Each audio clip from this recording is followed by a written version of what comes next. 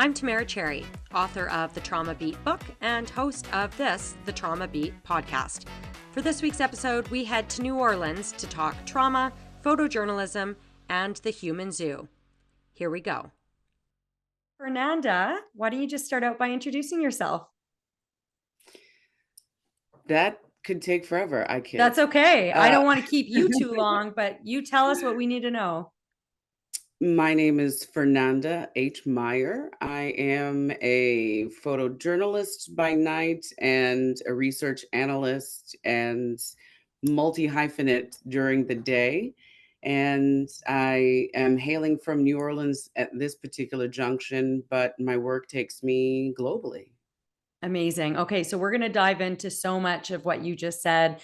Fernanda, I'll just point out to our listeners first that you and I have had a very lengthy conversation prior to this one. I first heard you on I believe it was the It's All Journalism podcast, and you had my mind going like 60 miles an hour. I'm saying miles, not kilometers, because you're in the United States right now, though many listeners are in Canada. Both. You got it. You've worked globally. And I'm so excited for this conversation, but I'm going to be referring back to the conversation that we had prior. So I want to first ask you, before we get into some of the stuff, when did things change for you? Because we're talking about your photojournalism stuff. Mm-hmm. I know you wear a lot of hats, but when did things change for you in terms of how you look at photographing trauma? The earliest time I would say that I really started thinking about it was as I spent more time abroad and traditionally in what we call developing countries, which is a real misnomer because the countries are developed so much so that Western countries come in and take their resources. But visiting my home in Ghana, which is where I'm from originally, in the summer of 2019 is really where it kicked off for me. Pre-pandemic, I was there for my grandmother, rest in peace, her 80th birthday party. And I remember taking a photo of a gentleman who was part of my grandmother's home staff, if you will. And I asked him first, and I said, do you mind if I make your picture? And he said, well, why?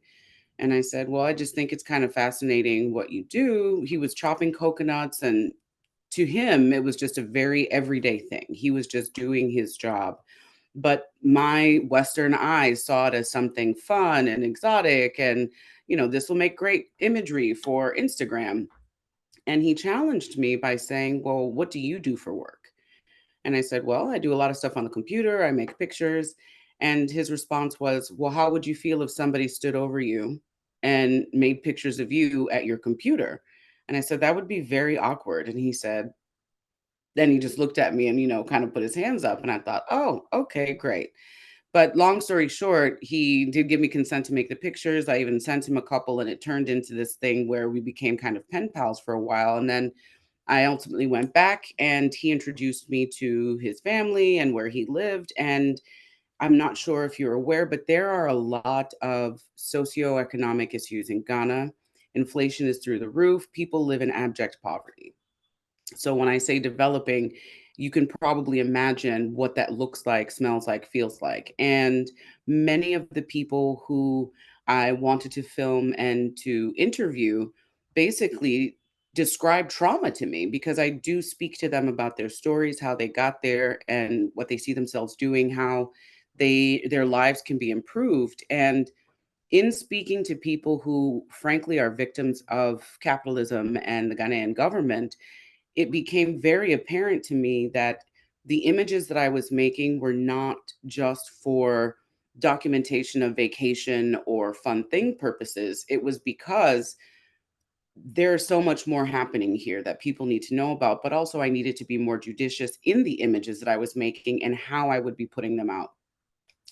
Fast forward, I started taking courses, both online and in person after lockdown was lifted, about the paradigm of the human zoo, wherein as we are making images or doing interviews or in journalism in general, we have to be aware of the purpose of the photo itself or the video, who it serves and why, or maybe not why, these photos and images need to be made.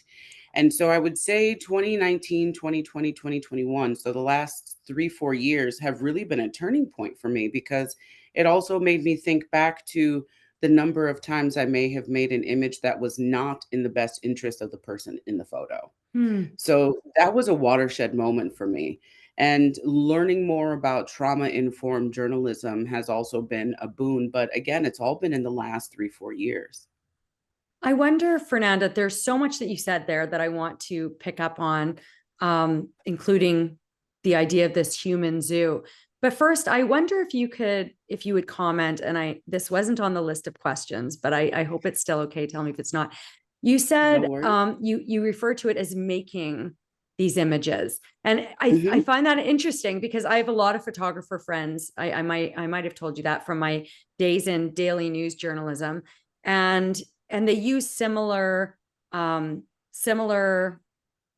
vocabulary around making images, which is Hmm. interesting because we usually say, can I take your picture, or I'm taking your Hmm. picture, which is fascinating when you think about it in the context of trauma informed journalism and all that. But Hmm. tell me what you mean by making an image in terms of like the role of a photojournalist. So I am constantly readjusting my language and use of the word making versus taking. And the reason for that is, when you make art, it is a constructive process that happens with the person who is creating and also the muse. When you take a picture, you are just consuming. Mm, And so it implies more of a symbiotic relationship between the person in front of and behind the camera, or the subject, whether it is nature, landscape, etc. I also try to avoid terms like shooting, because of the inherently violent connotation behind the word shoot, period. mm-hmm, So even now, I mean, I've been making pictures for decades, but I'm having to readjust and relearn the language around the art itself, because I don't want what I'm doing to feel consumptive purely. I mm-hmm, don't want what I'm doing to be perceived as just taking, to use the word again. I'm making art. I am making an impact. I am creating a still or a video of a moment in time that won't happen again. And hopefully that art can then be shared and promulgated everywhere else with the same intention. so then through that lens, no pun intended, or maybe it was, I don't know. Um, when you think about the journalism that we see, daily news journalism of trauma, whether it's happening in our own backyards or around the world, do you see mostly making or taking images? Oh, it is taking, taking, taking. I would venture to say that most of what we see on a day to day basis is taking a picture. It is not making art. It's not necessarily even making an impact. It is checking off a box or fulfilling an assignment. And it's unfortunate, because we are what we see and what we view. And so when a journalist, an artist, whomever puts a photo or a video out into the world, the effect of that has ripples. Mm-hmm. And so we hope that it extends past a 24-hour news cycle, but in most cases it won't, unless it's super shocking or, thought provoking or clickbait, right? That's how Mm. clickbait is made. Clickbait is made by taking pictures, whereas things that typically will fly under the radar or are considered human interest pieces are making images, just to give the audience a bit of a comparison. And do people not want to click on those images in the same way? Or is it that I we don't in the newsrooms necessarily, think that they don't want to? I, that's tough, because I think it depends on what the image or the story is. Mm, Often we will see things that are heartwarming, inspirational, things that are thought provoking in a positive way, but those don't make the same waves as something that is jarring or shocking or gory or violent or written with angry language, for example.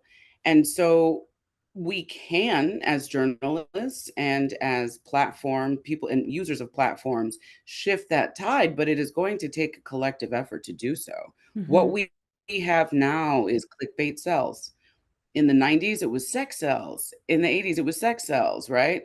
But now it's clickbait. It's anger and rage generated engagement, or as I like to call faux outrage. Mhm. And that is only fueling more trauma. In terms of like checking a box, that's an impactful way of saying it, I think, because when I think Mhm, about the images that many survivors have told me are harmful for them, those are the images that I thought were being impactful, like body bags or the body removal shot of the city's latest homicide victim, or the mhm, mangled car wreck, the car wrapped around the tree or split into. Survivors have told me over and over again that this is harmful. Do not show mhm, us these images. Do not share them with the world. But as a journalist, I thought those were the impactful ones. And to hear you say, mhm, checking boxes, we are checking boxes because we mhm. need the body removal shot. Check. That's how I illustrate the homicide. We need the wreck viz. We need them towing away the mangled car. How do we, like, where do you think this comes from? This divide between what we think we need to tell a story and what we actually need to tell a story. Because we're not speaking to the people most affected by the story. And I say the royal we. Um, there are so many times when after having gotten consent to make an image, I go back and I look through the photos and then I look one by one and think to myself, has this been done before? Is this something that I've seen before? Does this fit a frame of something that anybody could Google and find? And oftentimes the answer is yes. And so humanizing the people, the places, and telling the true story is not necessarily about checking those boxes, but in speaking to a survivor or in trying to reference what happened in the true gravity of the situation, I find that images not related to the physical happening, but maybe, for example, hands holding a flower at a funeral instead of a body bag shot or a headstone, or there are many ways to tell a story that don't necessarily tell it literally. And that is the issue. We are not considering the after effect of what happens when somebody who has just endured this traumatic experience relives it. Every time they see that image, they relive that experience. And if we were to keep that top of mind, I think that we would have many fewer triggering images floating around in general. Mm-hmm. I wonder, you just reminded me of a homicide survivor who's in my book, and she described, a moment from her husband's funeral back in the late 90s. This was a very high profile homicide where she was exiting the church. Her and the family were exiting the church after the funeral, following the casket. And she remembers the click coming from, Mm, like, one big click coming from the rooftop next door. I think that it was a school that was next to the church, and that's where all the photographers had lined up. And it was just this big click. And so that has become something that activates her trauma response when she hears the click, click, click, click, click, click, click. I wonder, because that's something that I thought about, and it's like, how do we fix that? How do we fix that? If, let's just say, they're there to document it. I mean, there's a whole other conversation about whether they should even be there. And I think that by mhm, and large, it was understood that the media would be at this funeral. But how, is that something you're cognizant of as a photojournalist? That mhm, you like, just the impact of your presence, of the sound that your mhm. camera makes? Oh, absolutely. And even down to what I'm wearing. I will often wear all black. Doesn't matter how hot or bright out it is. I'll wear all black because it allows me to fade into the background. Hmm. I often wear camouflage, which, Really? yes, it sounds wild, but I will wear not the beige, but the darker green or the Uh-huh. browns or the green, brown, and black for that purpose, to blend in as much as possible to not take away from the moment. And that's whether I'm doing event photography or I'm doing headshots. Mm. I can be out in the wild, as they say, Mm. wherever it is. I probably look like a Pokemon trainer or some like clandestine military person, but I'm not. I am just trying to blend because I don't want to be out front. I don't want to get in the way of the process. I don't want to disrupt. And I certainly don't necessarily even want to be remembered in any sort of flashy way. I Mhm. want people to think, oh, this photographer was empathetic. She, talked to me about whatever X subject is, and I like her. Mhm. I relate to her. I feel comfortable speaking with her. I don't feel like my images are going to be taken advantage of or Mhm. exploited. That is what I want to get out of any situation. And I generally avoid mass photographic events. I mean, red carpets are different. People are expecting you to be there with flashes. Mhm. That sound is in musics, in songs and music Mhm. videos. So I completely understand how that click could be triggering, and especially when there are multiple.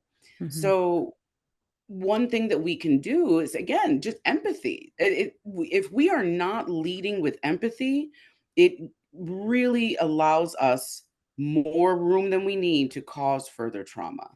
So if you're shooting a wedding, see there, I just said it. I'm still working on my Mhm. language. Mhm. If you are documenting a wedding, a funeral, a whatever the case may be, your job is to document, not to cause harm. Mm. So, similar to how medical people take the oath to do no harm, I sincerely hope that photographers, especially, do the same thing, because those images live forever now that we are in the internet age. Nothing is gone anymore. So, you can pay money to suppress images, you can mute words on certain websites, but those images are forever, unfortunately. And so, if we are not leading with empathy, we will find ourselves making more of a mess than what we're trying to document. We'll be right back. I wonder, Fernanda, and I don't remember if you and I talked about this previously, but thinking about images living forever on the internet, do you have any thoughts on the right to be forgotten? If a trauma survivor is photographed in those agonizing first moments of a traumatic loss, and then Mhm, 2 years down the road, they Google their name or a story pops up mhm. or their image pops up in relation to another story of a similar crime. Does that survivor have the right to say, I don't want that out there? People like, because people will go online and say, hey, you're not allowed to have that image. You didn't get her consent, but you actually are. If you're on public Mhm, property, you're allowed to make that photograph, take that photograph, but should mhm. you have to take it down if the survivor doesn't want it out there? Ethically, yes. Professionally and in practice, that might be a little bit more difficult because we do live in a right-click save society. So even if the news station takes that image off their website, it has been repopulated X number of times. I think of news aggregators like MSN, Yahoo, Associated Press, Reuters. Just those ones I've mentioned will aggregate any image, any story from anywhere around the globe in any language. And so even if you take it down from the initial broadcast station's website, it could still live on any one Mm-hmm. of those five. And so, yes, survivors should be able to ask and it should be honored. But the problem is, once it hits the internet, it proliferates. Mm-hmm. So, unless you have the money, which can be quite expensive, to track down the websites containing that image and then getting all of those things taken down, it's going to be there in perpetuity. And that's unfortunate. And I It suppose truly that is. it's part of getting that consent, right? To make somebody's Mhm, image. But what about when you are photographing um, something that is unfolding very quickly, a breaking news situation? I think about, one of the harmful images that somebody in last season's podcast of the Trauma Beat, a mass violence survivor, a school shooting survivor, said that one of the most disturbing and harmful images for her was when she went back and saw a picture of her coming out of the school with her arms above her head. She mhm, said that, that was one of the most, I don't remember if she said the word graphic images or gory mhm. images. But Mhm. I was surprised to hear that. So in a situation like that, a photographer can't go up to students and say, are you okay with me taking your image right now? And, it might be on the internet forever. Or same thing with somebody at a funeral, or, whatever traumatic event there may be. Should we just not be documenting these moments and sharing them right away? Or like, how do we address that? How do you get consent when you're Mhm. when you're documenting trauma as it's unfolding? I have a face rule. So I try to avoid capturing images of people's faces that don't know that I'm there. Mm, I it, I will use the protest rule. As somebody who makes images at protests, I know that the FBI and multiple other agencies scour the internet for images of people at these events and at these activations. And so I make it a point to not put people's full uncovered faces in them. mm, That's one way to do it. Because if in the event that they, in this case, a survivor sees those images later, yes, they may see the hands up, but they're not necessarily going to see themselves in that image, mhm, therefore taking the sting off just a bit. And I say this as a survivor of many traumatic incidents over mm. time. And seeing images later, things that I have completely shoved in the back of my mind that I have forgotten occurred.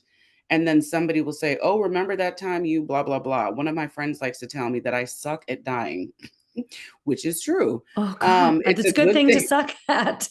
Yeah, which is exactly what their point was. Mm-hmm. And thanks to the magic of therapy, I have now found that to be quite funny. But for a very long time, even just hearing about a mention of an event that I had gone through would just make me freeze.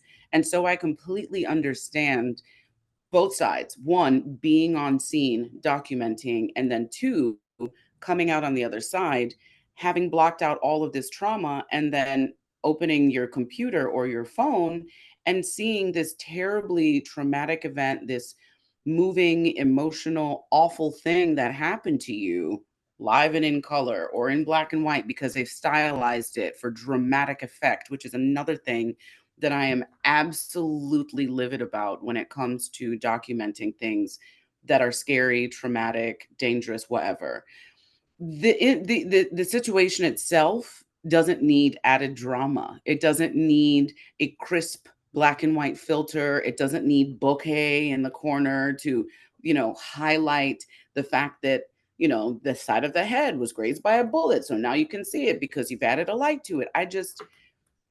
I will never understand over editing images of things that are not meant to be artsy. They are meant to document. So that's another That one of that's my really little interesting to beefs. hear you say that. I've never heard anybody reference an image like that, and what we do to images to try to make them more dramatic when we really don't need to. Mhm, And as a former television reporter, I sort of liken that to adding the breaking news sounder, like the dun dun dun dun dun, dun, which is mhm. a real, and I was going to say triggering, but what I was going to point out to you too is mass violence, the mass violence survivor community. That's one of the words they're trying to get rid of because of the connotation that it has with gun violence, just like shooting. Correct. But the breaking news sounder can activate people's trauma responses, as can just like having the breaking news banner up. Like, do we need to make this more dramatic than it Mhm, actually is? Like, I was feeling hosting a national radio program up in Canada.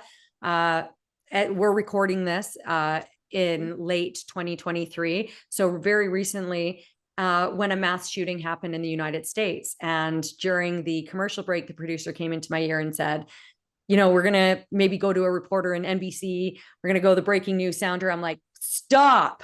We're in Canada. Do our listeners, like, do they need to take cover? Are their lives in mhm, danger? Are they going to be able to mhm, identify who this shooter is, where they are? Do we need this as breaking news? Do we even need to talk about it now when we are in mhm. the stage of vast speculation? Like, as Yes. this is unfolding. Anyway, that is an aside that was on the radio. There were no But images involved at all. totally relevant. It's the same Totally thing, right? relevant. Yeah, for sure. Because whether it's radio or it's on screen, even the big red chyron with the bold Mhm. letters on the bottom, the sound could be off. Yeah. You can just have a TV on in the room, but you see that big red scrolling ticker, and you're just like, oh, oh, something's happening. Yeah. And it activates fight or flight or freeze in many people, even if it could be like, oh, big whale sighted off the coast of Florida that hasn't been seen in Yes. 60 years. My brain doesn't know that. Yeah. I just see, whatever breaking news or tune in, whatever it says on the bottom. Yeah. We live in a time, unfortunately, where anything bad could happen at any time. And so I believe, not I think, I believe that we collectively have suffered as a result. There is so much coming at us all the time, information, images, and because every single thing that is put out on the internet is done with the goal of getting attention, whether it's positive, negative, to inform, to entertain. Once you put it out there, the goal is for people to look at it or Mm-hmm. listen to it or interact with it, engage with it, respond to it. Don't read the comments. That is a good thing. You should never read the comments ever, because Mm-hmm. comment sections are cesspools of all the immediate reactions that people have, mostly headlines. 9 times out of 10, they're For not even sure. reading the article. Exactly. They're reading the title. They might read the lead just a Yeah. little bit if it's there and if it's clear and concise. But for the most part, whatever they see initially is what they're going to react to, whether it's the comment section or just as a viewer, as a listener, what have you. And so we need to be more judicious in how we are putting things out, not just for the people who are in the subject of what we're discussing or what we're making images of, but the people who are going to read about it. The comment section is going to be a dumpster fire. You know, the article could be generally good news. But if you've got a terrifying headline or something that's clickbaity or something that makes it seem like something is wrong and Mm-hmm. I need to put my 2 cents in and I don't agree with this, it turns into, it's like kerosene. It Mm-hmm. is kerosene on a fire. And that is something that we as journalists really need to be more cognizant of. And it's interesting because you just said a moment ago how we're living in a time, unfortunately, where something bad can happen at any time. I would argue that that's always been the case, but now we know You're not about it. wrong. Now we know about it. And that's the difference, right? And that's how we have had, I agree with you on that collective harm that has been Mhm, suffered. Like I was speaking with a journalism class the other day and talking to them about the breaking news sounder. And one of the mhm, students who had grown up in a marginalized high crime neighborhood, big city, said that when she hears that breaking news sounder, she said, I've never been diagnosed, but I feel like that's triggering my PTSD. I'm like, well, and we went back and we were talking about it, and some of the stuff that she witnessed that would have been on the news with those dun dun dun dun, dun breaking news sounders, mhm, and that was harming her every time. And mhm. this is a student that could end up going and working in a newsroom, a daily news newsroom. So it's interesting because, especially with social media, how quickly things are shared. Do we need to know things immediately, especially if they're not relevant to us right now? I would argue no. But again, I know we're getting on a tangent. I want to ask you, I Fernanda. would Oh, go agree ahead. with you, though. I absolutely agree with you. We don't need to know everything all the time. I have data, it's called data save mode enabled on most websites, whether I'm on the internet on my laptop or on my phone, which means that my device does not automatically load images or video. Oh, It is blurred out, and then I have to physically click on what it is that I'm trying to view for it to be revealed. It's almost like a scratch off. do you do that as a protective mechanism or to save your Yep. data?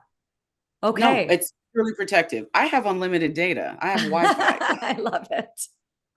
No, it is purely to protect my peace because I Really? don't know what it is I'm about to see. I don't want autoplay images of gory scenes. I don't want to see something that will potentially upset me, make me mad. I want to be able to choose. Hmm. It gives me the agency to decide what I am going to look at.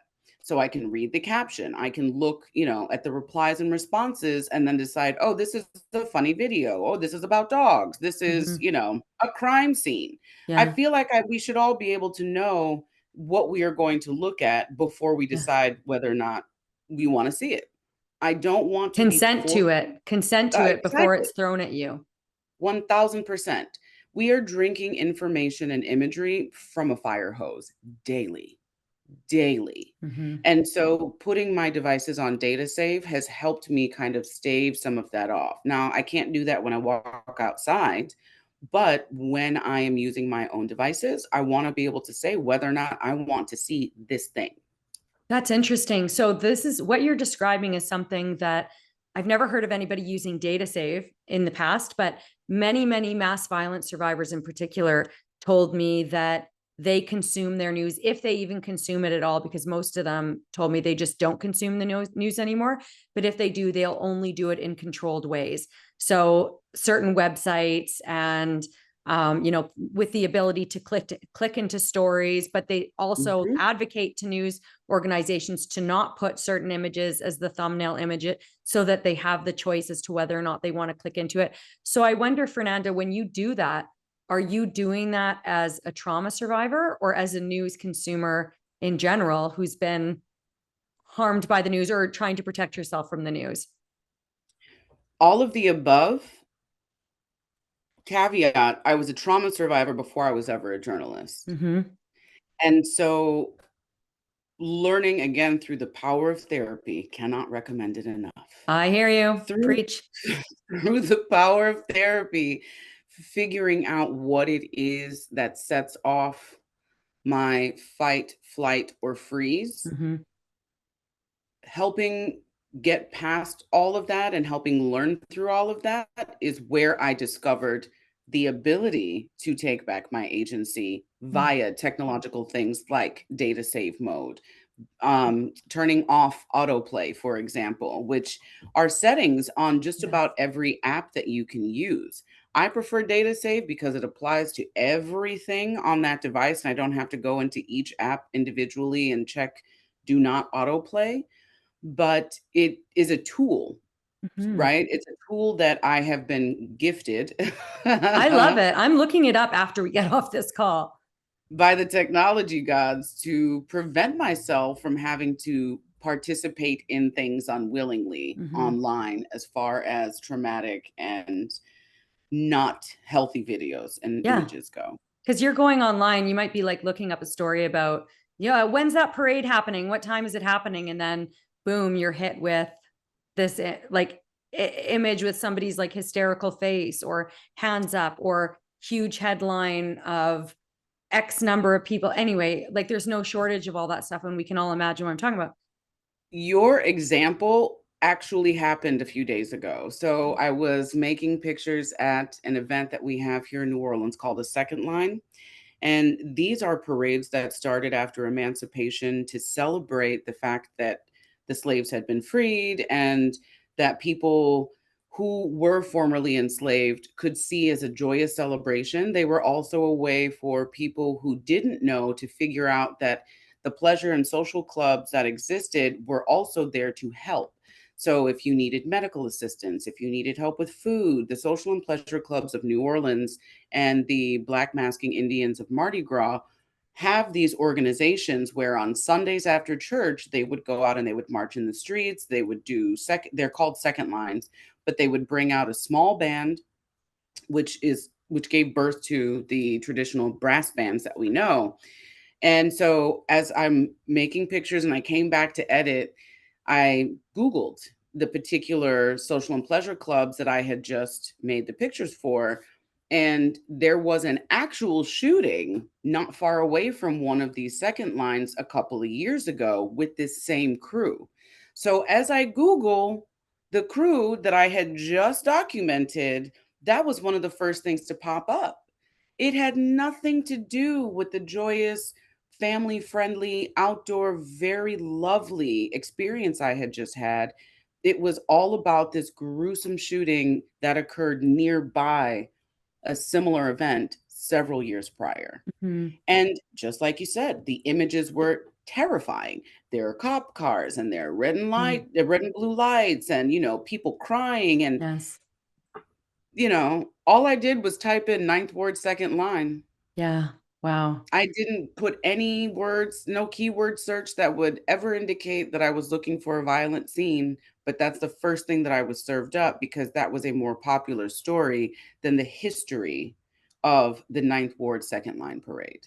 I mean, That's, that literally just happened on Sunday. So it is wild that you yeah. use that example. You saying that too reminds me of a number of events that have happened over the years in different big cities that will forever be remembered for the one very, very bad thing that happened one of the years, whether it had Mhm. anything to do with the event or if it was something happening sort of parallel or just on the outer boundaries of it. And the event name Yep. made it in there, and you Google it, Yep. and that's what comes up. We'll be right back. You delivered a workshop for the New Orleans Association of Black Journalists that was Mhm. considered somewhat controversial. Can Oh, you yeah. tell me about that workshop? Have you ever told a room full of photographers to stop taking pictures of people? What? Controversy is a very nice way to put it. Hmm. Um, it's interesting because even the fact that they accepted my proposal made me smile. I felt very Yeah. warm and fuzzy because I knew what I was walking into.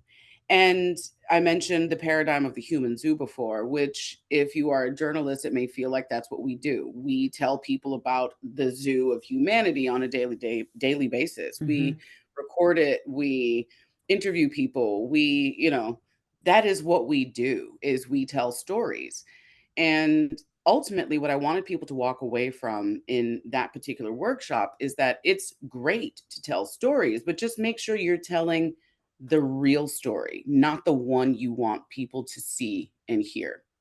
So, if you are a travel photographer like I am, if you are documenting people that are in rural areas or that are chopping coconuts at your grandmother's birthday party, there are people in those images that have their story to tell. And that is what we should be focused on, both ethically and professionally, and from a profit perspective. Mm, Because a lot of times the images that we make go on to make us money, not necessarily the people and the places in those images. mm, The volunteer at the elephant rescue camp that I lived in Thailand for a few weeks, unless I send them money, is never going to see a dime from any of the prints that I am selling on my website, mm, which, by the way, I do. I give Maevang Elephant Rescue money every month, mm. whether Okay, or not so my just prints wait a sell. second. Let's talk about that because Mhm.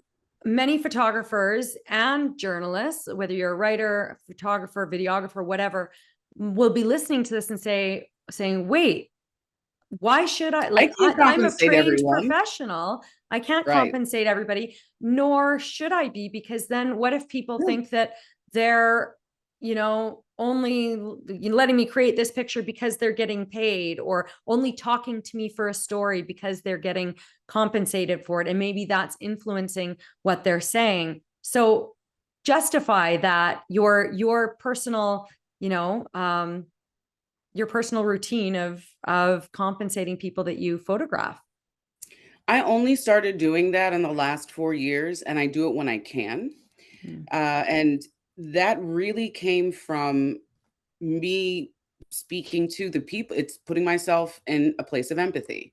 So I didn't always have a website that I sold prints on. mm, I would make images, I would get paid to make images, I would hand over my SD card or I would upload, and then it would go off to the editor or the retoucher, and then that was it. Now I am much more involved in how my work is disseminated, how it is reproduced, etc. Before, when I didn't have the opportunity to take control of my process, I didn't even think about it.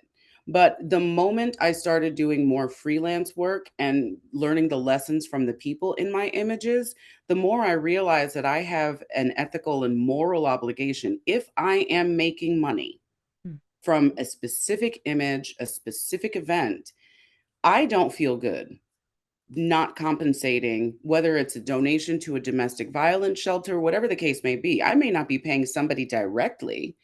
I may be giving money to a cause, which is often the case because with the elephant camp or the wildflower domestic violence shelter that I worked with, these are people who have agreed to allow me to use their images, interview them, and tell their story. It's only right for me personally to try and give back in some way. Can I do that in perpetuity? No, but it's a gesture. It is something that at least lets them know I am not just consuming you.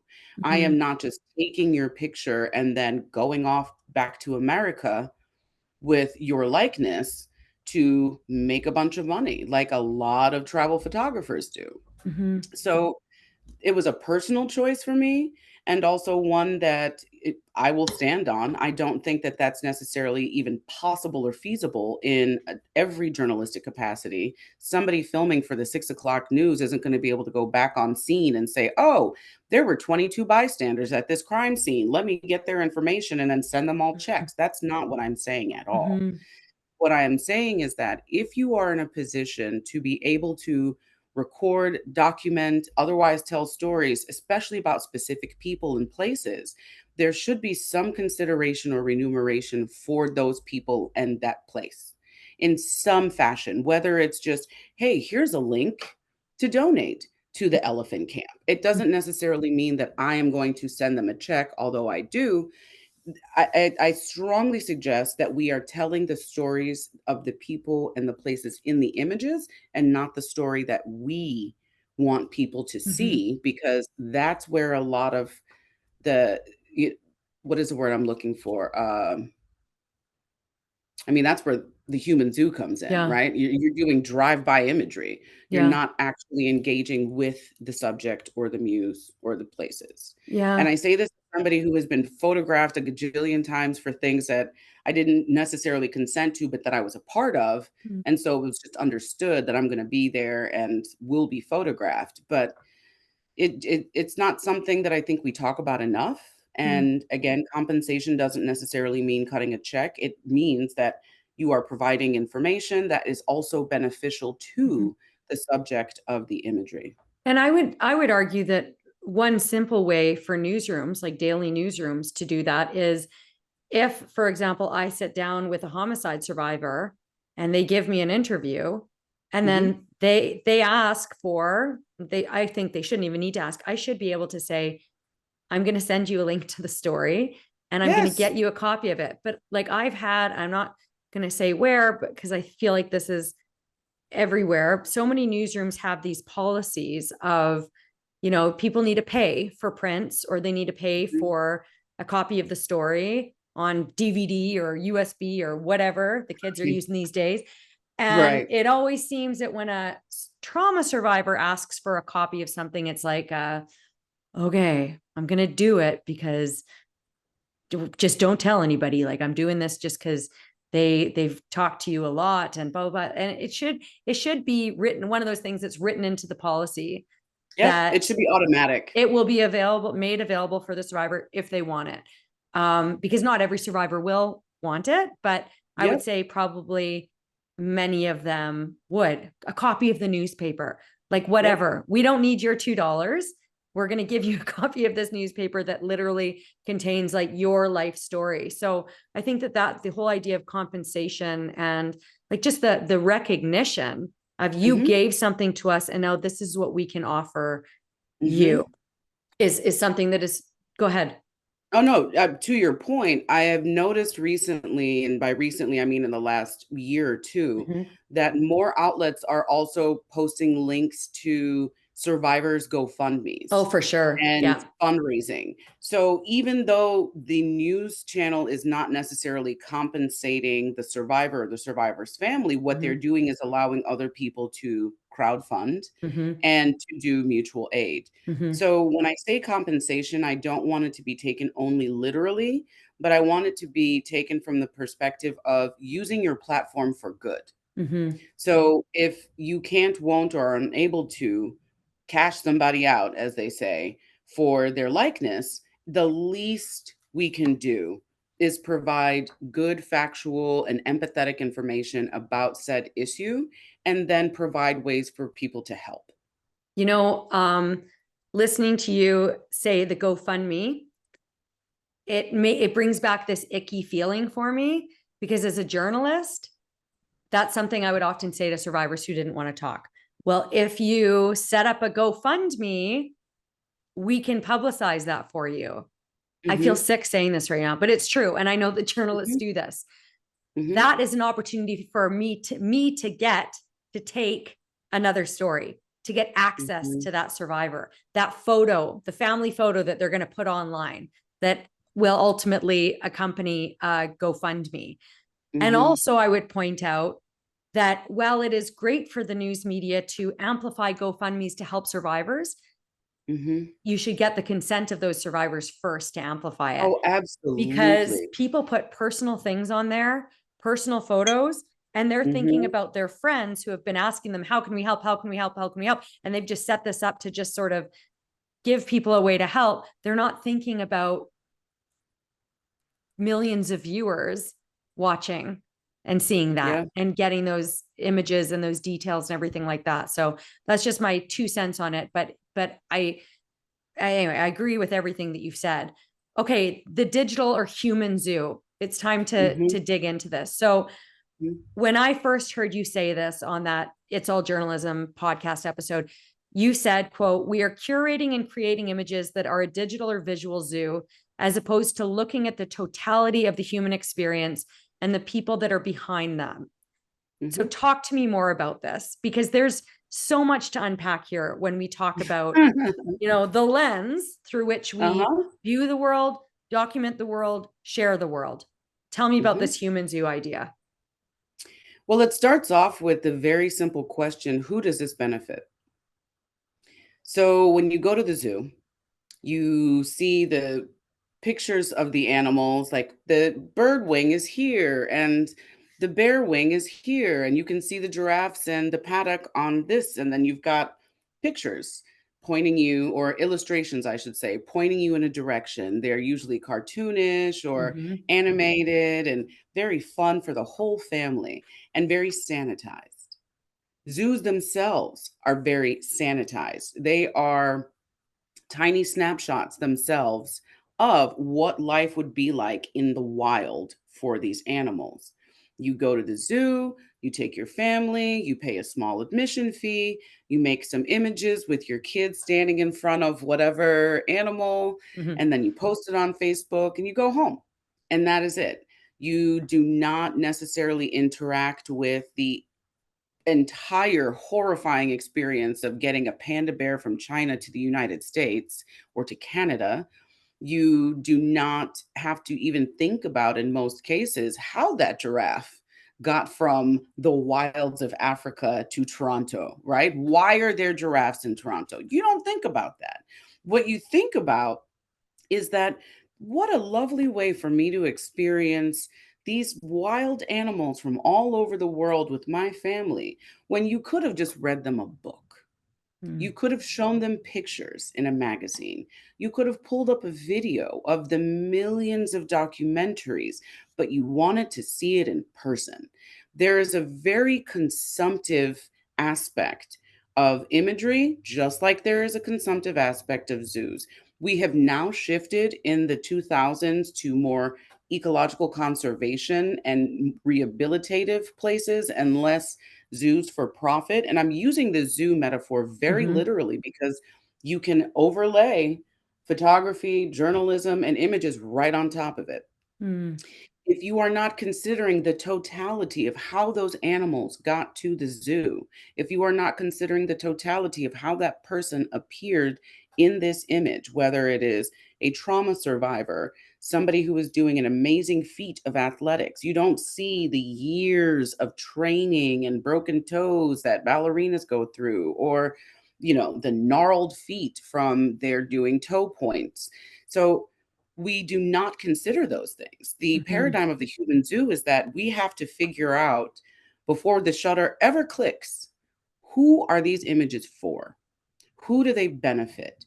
What story are we telling? Is it a story that I want to tell you? Or is it the actual story of the people or places in that image?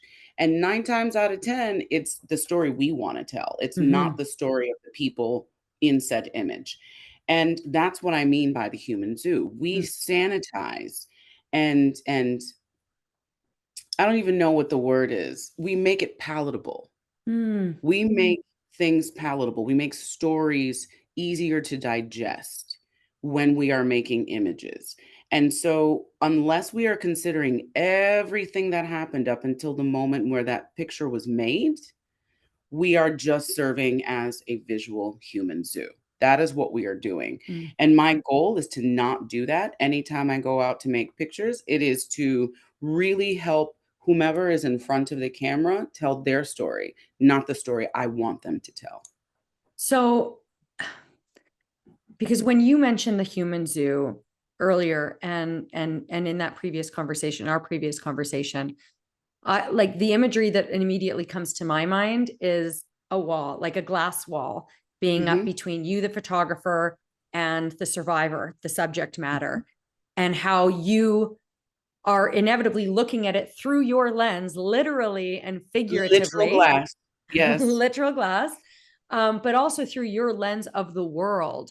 So, Mhm. in that respect, how, like, how can photographers be cognizant, or I guess why should photographers be cognizant of the lens through which they are documenting a situation? Like, how much of this has to do with things like representation, people from communities documenting traumatic events? And again, I keep coming back to trauma because that's what this is about, and I'm Sure. trying to figure out how to produce images in a trauma informed way. But what does that have to do with it? Being cognizant of your own baggage or background or intersectionality or whatever it is when you're going into a community that maybe isn't your own community. I think that's probably the second thing, right? So come from a place of empathy, and then two, where are you coming from in all of this? Mm. I am a single, almost 44-year-old queer Black woman immigrant from Ghana. And so everything that I just rattled off there informs how I see things in person and through my camera. And so I have been told, wow, I never looked at XYZ this way, or I never considered this angle, or where is this?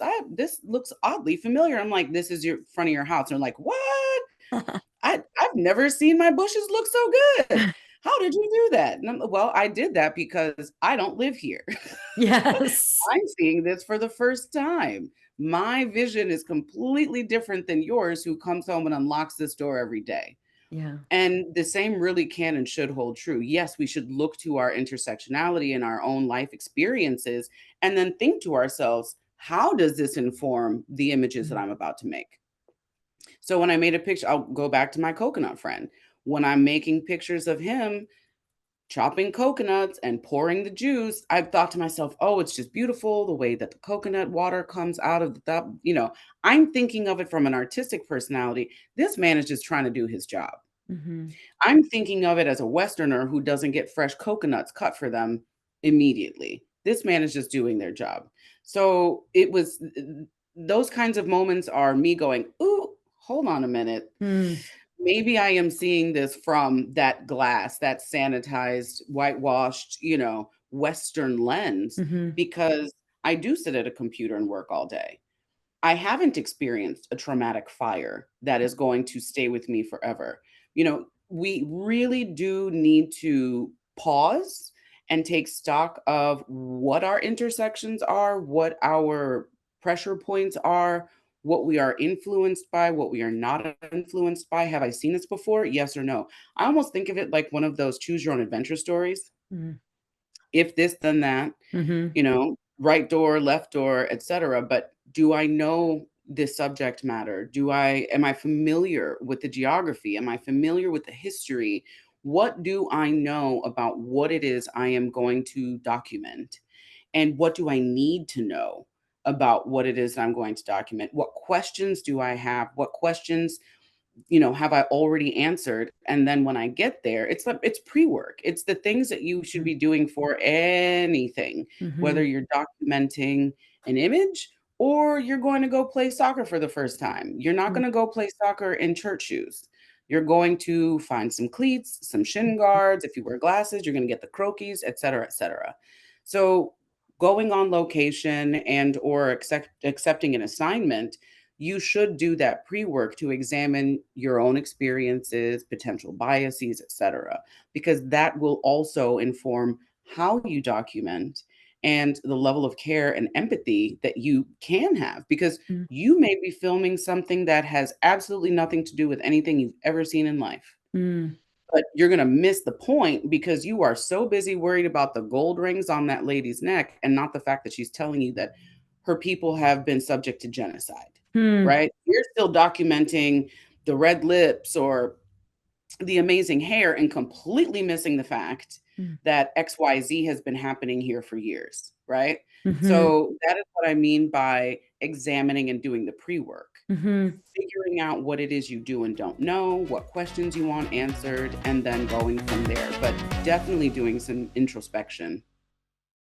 We'll be right back. I mean, I think about like as a newspaper reporter, I started out in newspapers and being given like 400 or 500 words to tell a story Hmm. about somebody's life and how impossible that can seem. Or as a television reporter, giving a minute and a half or 2 minutes to tell a story Sure. about a life that was lost. Or now, even like as a sometimes radio host doing like these 10-minute interviews, like not talking about this podcast, but even this podcast, like there's only so much we can talk about. But I think about a photographer's job, and especially like a daily news photographer who is capturing that image that like there is only one image that you can pick for above the fold on the Yep. front page of the paper. There is only one image that you can pick for the main photo on the website. How can you possibly, especially when you're talking about trauma and there's so much nuance involved in trauma, think about what's going on in the Middle East right now. How do Hmm. you possibly even think that you can even come close to bringing the necessary context for somebody to not be experiencing the human zoo and just be experiencing some awful thing that has been photographed in front of them? I don't think that you can ever. And once you've accepted that, life gets a lot easier. Mm-hmm. There is no such thing as the perfect photo because Mm. everybody sees it differently. So, what to me may seem like a really good representation of the event may just be like, meh, for somebody else. Mm. You can only give the viewer what you got.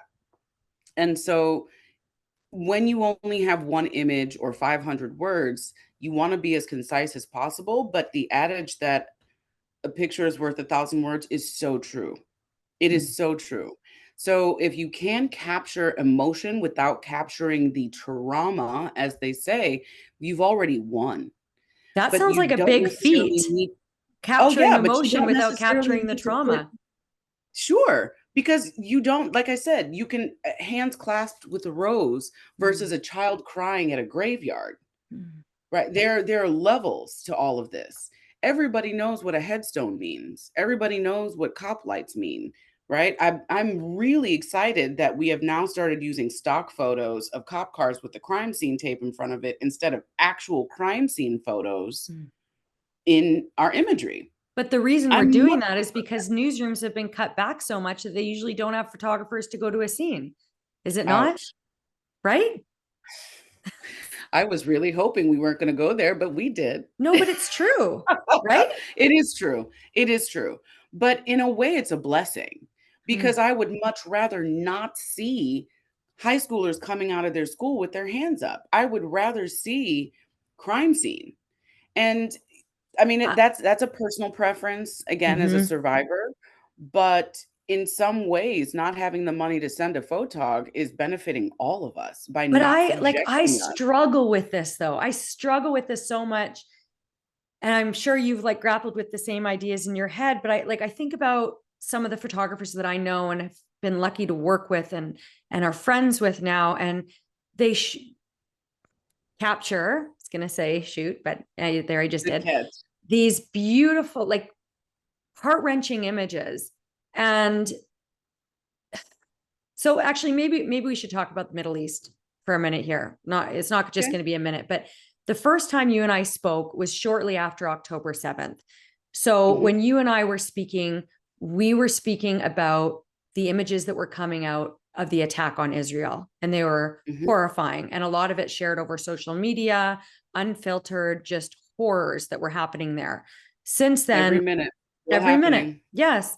And since then, of course, several weeks have gone by now since that, and months by the time that people hear this conversation. But there's been a lot of other photography that has come out from Gaza, from Israel. Most of the photojournalism we're getting now is from not Israel proper, but along Gaza. Mm-hmm. And I feel like, and I've seen so many people on social media saying, you need to look at this. After the October 7th attacks, look, you need to look at what happened here. And now in Gaza, you need to see this. You need to, like, how many images have we seen of children's bodies? Mm-hmm. And people are screaming from the rooftops, you have to see this. They're holding up posters with these images on it. They're sharing it on their social media, all of this stuff. Mm-hmm. Like, there's so many things going through my head right now. Maybe I should just pass the mic to you though, Fernanda. Like, what do you think when you see these images? If you're not on data save mode, like, what do you think of people seeing these images? Are they impactful? Are they things that need to be screamed from the rooftops? Do they make a difference? The question of whether or not they make a difference is not one that I think we can answer at all. I And I agree. say that because we have seen tens of thousands of other similar images because war is a favorite pastime of imperial nations. Genocide has been happening since the modern weaponry Mhm. was invented. And I think of things like the Vietnamese War. I think of things like when we dropped bombs on Japan. And there's a book that I read called Black Rain, which is oddly a love story that takes place during shortly after the Japan bombing. It is beautiful. It is cruel. It is sad. It is gorgeous. And there are images of radioactively burned children in the streets. Um, I could have gone my entire life without seeing that, but I saw it. Am I better for it? Absolutely not. Did those images stop the Japanese war? Nope. Did the images coming out of Vietnam stop that? No. Have the images coming from Tigray or Sudan or Congo or Gaza stopped the war machine of genocide that is coming for those people? No. Now, I understand that we do need to bear witness, and I fully support that, especially when the images are coming from the people who are being affected.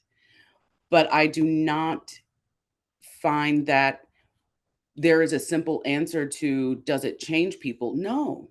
Because if it changed people, if pictures changed hearts and minds, we wouldn't even be here. Mm. Because we have so many other previous examples of atrocities committed on human lives.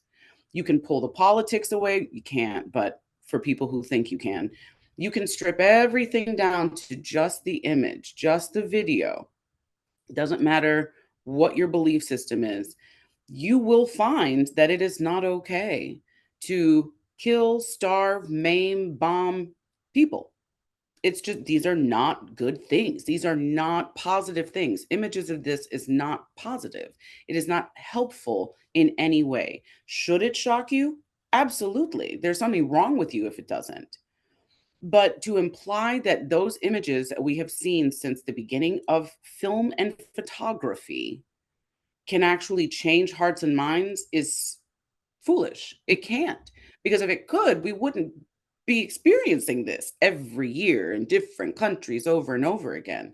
And that's the part that I struggle with. Yes, we should bear witness, but we forcing people to view chaotic, traumatic, horrific images doesn't actually change policy. It may ultimately sway some people in going, oh, that's really horrific that these children died. But how much longer after the conflict is over will that shift happen? Mm. I It's not wonder, something that's happening in the moment necessarily. right. I wonder if, like, to sort of look at this in a different way, because we're living in the age of social media and digital media, mainstream digital media, and our ability to share photographs so quickly and share so many at a Mhm. time.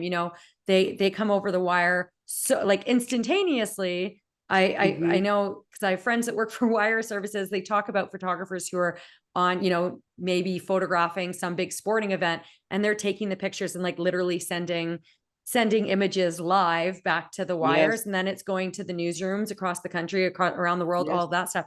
I wonder if because we can share images so quickly and so much more quickly than words, whereas it used to Mhm. be, the other way where there was only room for the one image on the front page of the paper and then all the copy. And so you could only learn from that one image. You'd have to read the story. I kind of feel like now most people are only looking at the images and not Yep. reading the story, let alone a history book. And some of the images that we see in conflict zones are so shocking Yep. that people base their opinions solely on that, and not like without ever coming to the point of understanding an issue. So how can you affect real change I mean, effective change if you don't really understand an issue? Like, I wonder if that's one of the side effects. I'm totally just spitballing Oh, here, Nanda. 1000%.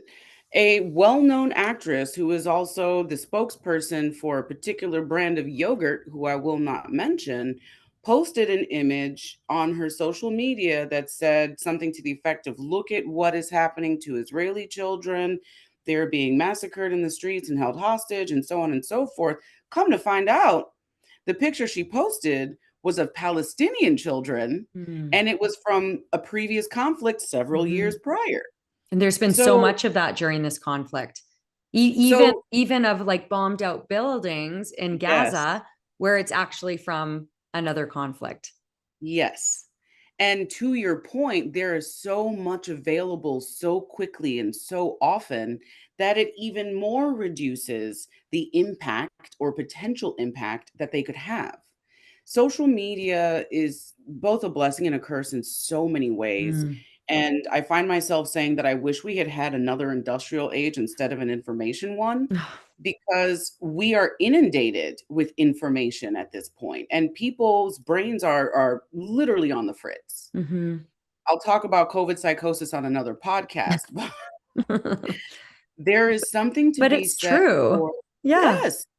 There is absolutely something to be said for, especially during lockdown, how the entire world pivoted to images and video because we didn't have anything to do but stare at our screens Yep. for 2 months to 2 years, depending on where you lived. Yeah. And that hyper consumption of imagery has only fueled what we are seeing now. And yet another reason why I'm in data save mode, because Mm. my brain cannot physically process all of these things that we are constantly being pushed into, Mm. and images that we're being served up. It's just too much. I say drinking from a fire hose probably 4 or 5 times a day, and this is why. Mm-hmm. That's what's happening. And as a journalist, you're supposed to put the brakes on the fire hose, take the little drips that you can, process it, make something salvageable out of it, and then, deliver it to other people in a way that tells a story with 1 or 2 images. Impossible. Actually impossible.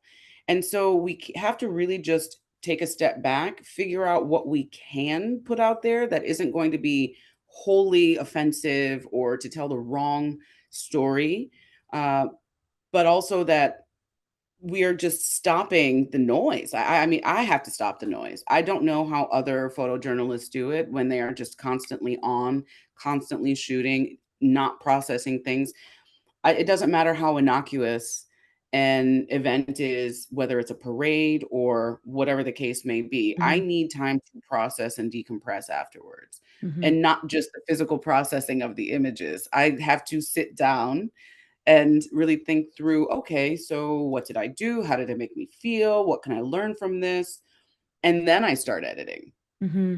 Because if I jump straight into editing mode after, making pictures for however many days, hours, what have you, I'm not necessarily giving the work the effort and energy it should get. And Mm. I may put out an image that I'm just not necessarily happy or comfortable with, but it checks the box. Mm. So, in order for me to not check boxes with my image, it requires you know, pre-work, Mm-hmm. processing, and just having, the wherewithal to consider what is in the image, who does this affect, and whose story is it telling? So how did, like, when we're focused on survivors or victims of traumatic events, or, you know, uh, war zones, that sort of thing, conflict zones, Mhm, how do we balance what they get from it versus exposing this for the world?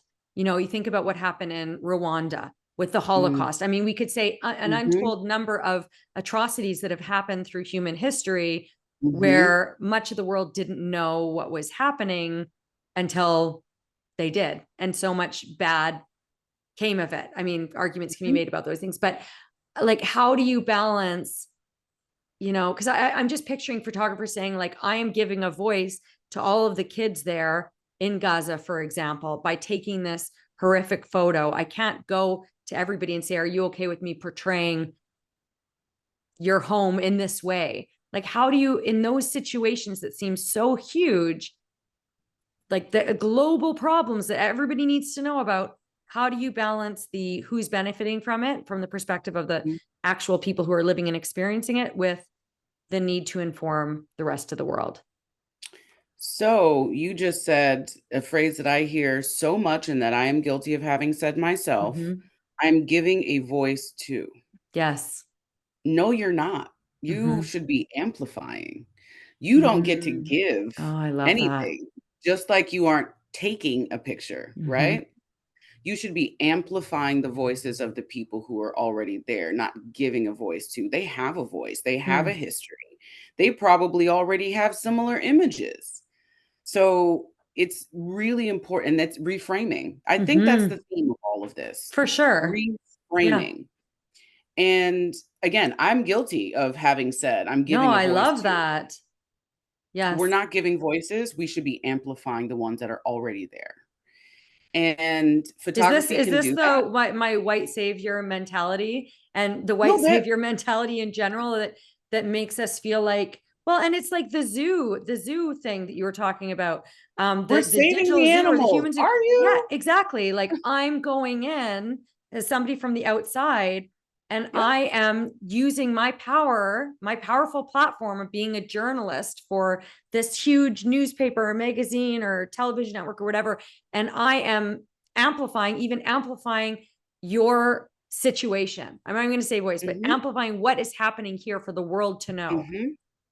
Do I have the right to even, I mean, I don't know if right is the right word, but to even, like, this is, it is sounding very white savior mentality when I listen to myself talk. It's okay. It is okay. And I mean, again, I have done and had these same thoughts and said these same things. It is a reframing, it is an education, it is a process. Mm-hmm. I did not wake up one day and go, I am a self righteous, ethical photojournalist who knows everything perfectly and everybody else is wrong. That is not it at Mm-hmm. all. I still struggle. I have said shooting at least 3 times in this conversation. And I only know because as soon as it comes out of my mouth, my brain goes, ding, Yeah. hey, mm-mm, mm-mm. Yeah.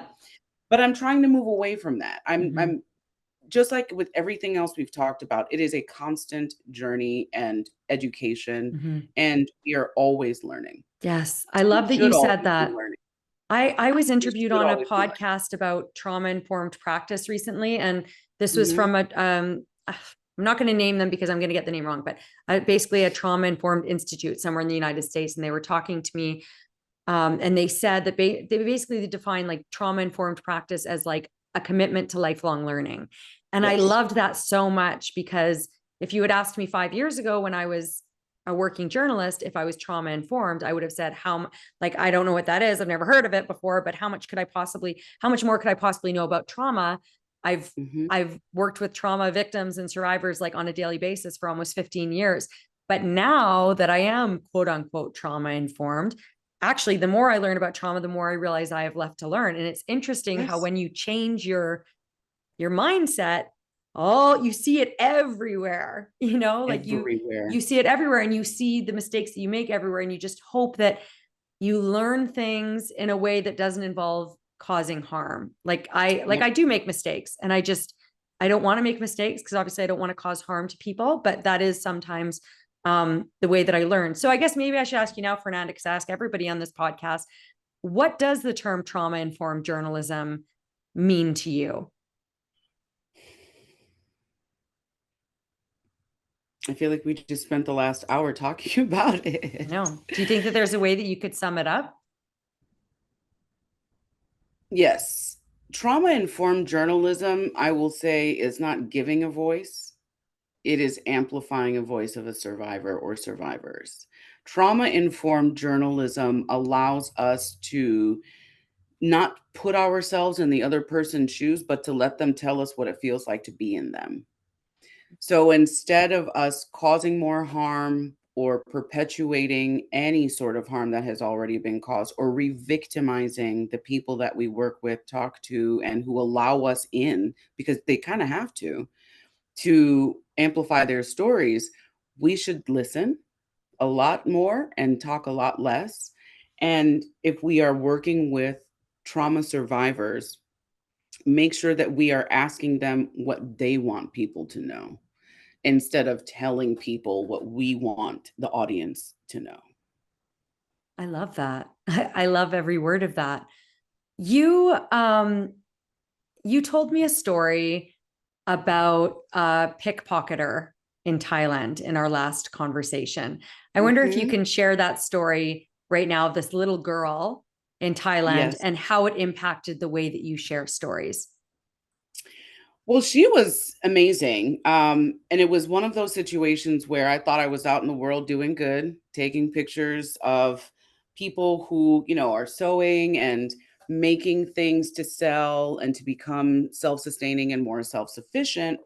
And I was pickpocketed. What they took was just really a camera lens cover. It wasn't anything of any true value, but I didn't even notice Mm. at first and was walking around, making images, chatting with people. And I feel somebody come and tug on my camera strap and bag. And I'm like, oh, because if you get touched, that's when you get pickpocketed. Oh, she had already done that. She is coming back to give it back to me, Mm. which I later learned is because her mother was one of the people that I had spoken with. Mm. So she comes back and she says, "My mommy wants me to give this back to you in so many words." And we're working with the translator at this point. So she's not telling me this directly, but this is what the translator is saying. And turns out that her mother, who was kind of taken aback by my kindness and not just picture and walk off, Mm. told her daughter, "You should give that back. That's a nice lady." Thanks. So that struck up a whole nother conversation in which I learned that that young girl and her mom were victims of sex trafficking, survivors, not victims. They Mhm. are survivors of trafficking. And that's where I was really introduced to the people of the Wildflower Sanctuary. That became a pivotal point for me because Wildflower is a place where victims of sex trafficking, domestic violence, and just human trafficking in general go to get help. Mm. They learn a trade, they can get education, they are fed and housed, they have a daycare. It's really, really cute. There are many photos on my Instagram, not my personal page, website about Wildflower. Also, please support them. Mm. But what that taught me was that just having an impact, whether you know it or not, having conversations with people can come full circle and can show you an entirely different situation. She could have just taken my lens cap and been gone, and I would have never thought anything of it. But because I had had a conversation with her mom, I then was introduced to an entirely different Mm. angle that I was going for. I was going to make pictures of the weaving that they do for these beautiful scarves and handmade purses. And it was not supposed to be a human interest story. Mm. It was supposed to Mhm. be highlighting handcrafted goods in a very remote village in Thailand, not, oh my gosh, there's a whole domestic violence Mhm. shelter dedicated to victims and survivors of trafficking. It turned into something completely different. Mm. But had it not been for the conversation and me asking her mother, which unbeknownst to her had been happening, I'm guessing, it was very much like you treat people with kindness and you get it even more in Mm-hmm. return. You learn more by listening than by telling. And that is what that story did for me. So how did they then, how did it evolve then to you actually doing your story about? Come with me, taking me by the hand. I want to show you something because I didn't know about them being in the wildflower sanctuary. I'm just gonna call it sanctuary instead of shelter. I didn't even know about the wildflower sanctuary. I only knew that she was part of a collective of women who were hand making goods to be sold locally and abroad. Mm, And that's all it was. It wasn't until, "Hey, my daughter has something that I think belongs to you," kind of situation. mhm, And I was like, "Oh, didn't even notice. Thanks. Did I drop it?" No, she took it. Because that's what pickpockets often do is they take menial things and small things that they then can sell to mhm, somebody else for their survival.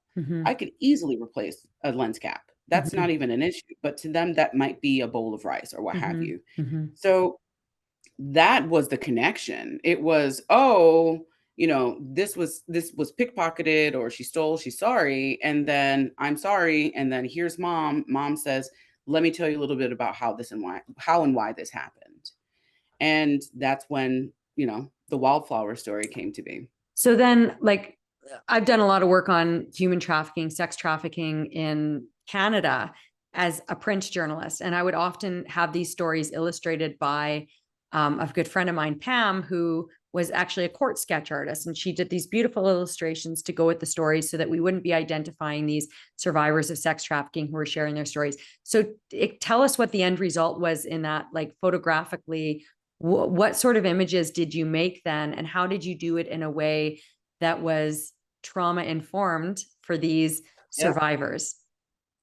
So the images that I did end up putting out were mostly of the children and in their daycare. I was there visiting with a group when I was in Thailand. I was with a group of fellow travelers, and we had these side trips or side quests, if you'd like. And so one of the things that we did while we were there was hoeing in the garden because they did have a garden. They were basically self-sustaining. Mm, There's a beautiful pond or lake, I guess maybe small lake that's there, a river nearby. So they garden, they fish, they have their own on-site daycare, they have computer training programs, and nothing super technologically advanced because it's in a remote place in Thailand, but the resilience of the children and the beauty of the location were what I chose to focus on, and with permission, of course. I didn't mhm, make any images of children without their mom signing off on it. mhm, But the daycare was what I focused on because it spelled hope for me. mm, And it showed me survivorship, not victimhood. So mhm, here are these babies. One of the images is of me showing one of the kids how to use my camera. It's one of my favorite images from that whole day. mm. I'm leaning over a railing at the daycare and showing a child my camera, and he's looking at the image of himself on the viewfinder, and he's just, Oh, I mystified. love that. But those were the images that I chose to take away, not the scars on, women's faces or Mhm, the burn marks or other things that would clearly indicate that trauma has happened here, mhm, right? So I took the hope road instead of the look at this really sad, tragic woman who's very skinny. I didn't want to perpetuate stereotypes. mm, You don't want to make an image of this sad, demure, doesn't look up tiny Asian woman with visible scarring, like, "Oh, sex trafficking bad." We know that. mhm, We absolutely know that. But here's what else is here. And it is happy children. It is fat pigs running around eating food that these women have, prepared, and that is what I wanted to focus on, mhm, are the good things that were happening, not the saddest part of the stories. Although the stories happen, they're written about. The images that came out of that moment were ones of positivity and mhm, joy and strength and survivorship, not victimhood. mhm. You're reminding me of a conversation I had in the last season with that survivor I referred to earlier. about imagery from a mass shooting, and this is Mhm. this is the conversation I had with Rachel Maurice, and she mentioned that, you know, there were those graphic images of the Uh-huh. students coming out with their hands up, but then there were also images that she found very comforting, and one of them was something that, like, it was at a memorial, and it was her and a friend, and they were photographed from behind with their arms around each other, like comforting each Yeah. other, and she found it really comforting. And she also, like, it was not only a photo that showed hope and healing, but also it reminded her of how she had been so nervous to go to this place. She wanted to go Mhm. visit this memorial, but she didn't want to have to go past the media. And she was Mhm. reminded of how they just stayed back. They photographed her, but it was from behind, and they stayed back, and they weren't coming up and trying to talk to her, or really like invade her personal space. Mhm. Um, in that It's All Journalism conversation that you had, you said, quote, that image has weight, that image has a cost, and those are the things we need to think about before the shutter ever clicks. So I wonder, Mhm. Fernanda, as we sort of go towards wrapping up this conversation, what should photographers be thinking about between the spikes of trauma, aside from everything you've said here? Like, if there's something you want them to be sitting with, you know, before they're Yeah. dispatched to the next conflict zone, or before they're told to go to the next traffic fatality or homicide scene or protest or whatever, what do you want them to be walking away with? Besides everything I've already said, get a therapist. I'm just gonna keep repeating that until the Mm-hmm. cows come home because we can't shoulder the cost, the weight of these images on our own. There has to be, what do they call it? Pressure valve.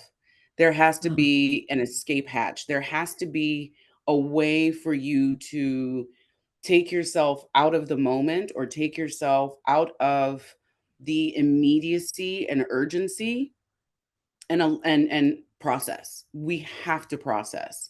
And I find that the happier I am in life, the more it is reflected in my images. Mm, And I'm not saying my pictures are Pollyanna by any means. Oh, there are absolutely so many pictures that I look at now and I'm like, oh, mm. let me just file that Swipe. away. Yeah. We're good here. But more than anything, having an outlet, being able to do the pre-work, asking yourself the questions, and then processing afterward are the most important things that we can do because we are also traumatizing ourselves when we are covering these subjects. We want to best bring to light and amplify the stories of the people and subjects that we are photographing, but we also need to take into account how it affects us personally. Mm-hmm. And if we keep just absorbing and absorbing and absorbing all of these, we've used the word trauma a million times, but it fits. The more traumatic things you consume, the heavier it weighs on your heart. Mm-hmm. We got into photography because we like to capture moments in time. If all of your memories are sad moments, how does that affect the rest of your life? Whether you do it professionally or as a passion. And so I would encourage anybody who is in photojournalism or who just picks up a camera because they like it to consider why they are doing it, what effect those images have not only on the people represented in them, but on the person making them in the first place. I love it when somebody says, "Oh, I was so moved by X, Y, and Z because I saw, my mom's whatever recipe, or I remember when this happened to me and I kind of felt that when I was looking at this image of yours." That makes me feel good. Mm-hmm. When somebody says, "Oh, why did you make this picture of, this bird that's been cracked in half by a boat?" Ecological journalism. Mm-hmm. Anyway, you know, I'm sorry. I didn't necessarily want you to see that horrible thing, but I'm sorry it made you feel bad. That's what the story was about. Coral reef is dying. The birds are getting hit by wind turbines, whatever the case may be. When somebody tells me that my image makes them feel poorly or sad, I internalize that. Mm-hmm. That's So now moral I'm injury. thinking, correct. Yeah. And so that's something that I also need to, process and go through and discuss with, my superhero, aka Mm-hmm. therapist, Yeah. and work through that. You can't make every picture liked by everybody. It's not going to Mm-hmm. happen. Mm-hmm. Every video is going to be interpreted completely differently based on the audience. Mm. Are they even willing to receive it? Can they receive it? And if they do, what effect does that have on them? Well, their reactions have an effect on me.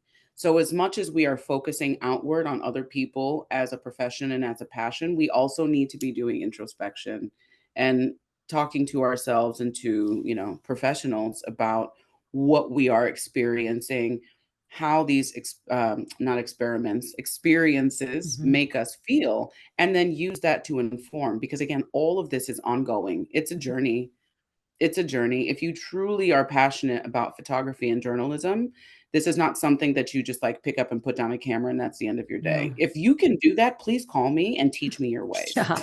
No, it's a part of your identity. I like, as a journalist 1000%. who left journalism, and I still have a foot in the journalism door, but I can say personally, and from many of friends of mine that have left the industry, like, you grieve the loss of that profession. You grieve leaving that because it is such a part of your identity. And that's why I think, like, we are so vulnerable to harm, whether it is vicarious trauma, absorbing other people's trauma, or moral injury, the way your images or your words impact people, or the things that you do to get the story because you feel like that's what you have to do, but you feel like you're causing harm.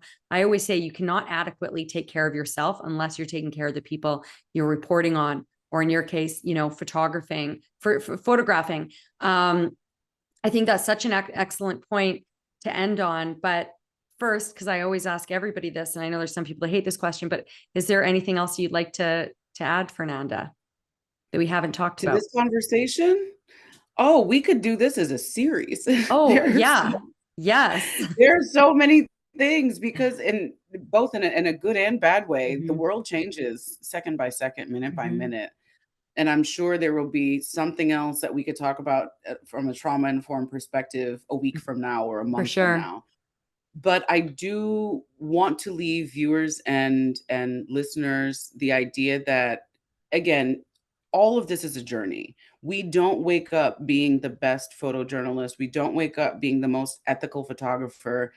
I didn't, wake up one day and go, I'm going to be really good at this and I'm going to wag my finger at people who are, perpetuating the human zoo. Absolutely not. I had to learn from experience. I took courses. There is a decolonial travel journalist named Bonnie Amore, and they are wonderful. They offer courses and workshops, both independently and then also through places like Atlas Obscura, Nat Geo, etc. Mm-hmm. They've done, and they also focus on disability justice in travel and tourism. Mm. And it was through a series of their classes that I was, the light bulb went off and then the guilt kicked in. And I thought to myself, oh, I've been doing all of these don'ts Mm-hmm. for the last however many years. Oh, I felt terrible. I felt terrible. After the first class, I thought to myself, I don't know if I want to be in this class Yeah. anymore because Yeah. I am being dragged for filth. Yeah. Granted, there are multiple people in the class, but I felt like they were speaking directly For to sure. me, like, "Hey, you're being exploitative." Yeah. And I was, It's that shame. But in the yes, words of my friend Elin Green, she is the recently retired manager of victim services for Las Vegas Metropolitan Police Department. It's not guilt, it's growth. And if you can yes, learn that, then you'll be, so much healthier for it. Because I that's suffered it. through a lot of those same feelings of guilt and shame as what you're describing, Fernanda. But when you see it as growth, not guilt, then it makes such a difference. That's what I'll leave it on then. Push through the guilt to get to the growth. I love that, Fernanda. Fernanda H. Meier, I just adore you. I so appreciate your time in this conversation. I'm going to go through our conversation and pull out a bunch of the resources that you mentioned and put them into the show notes, whether it is places that people can donate to or places that they can learn from. And I'll gladly include anything else that you want to send over. But again, thank you so much for your time and your wisdom and your heart. Fernanda H. Meier. Thank you so much for having me. It was a pleasure.